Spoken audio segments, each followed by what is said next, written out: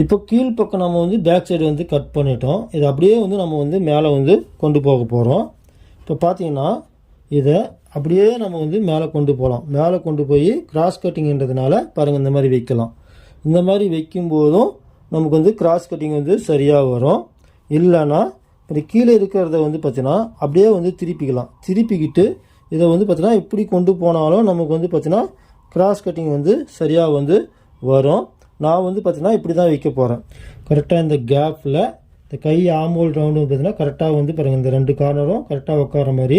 அதே மாதிரி இந்த இடத்துல வந்து பார்த்தீங்கன்னா கரை பீஸ் வந்து கரெக்டாக வந்து முடிகிற மாதிரி இப்போ இந்த மாதிரி நம்ம வந்து வச்சுக்கலாம். வச்சுட்டு இப்போ நான் வந்து இதை அப்படியே திருப்புறேன் பாருங்கள். திருப்பிக்கிட்டு இந்த அடியில் இருக்கக்கூடிய துணியை வந்து நான் வந்து பிடிச்சிக்கிட்டு அப்படியே வந்து ஓப்பன் பண்ணிடுறேன்.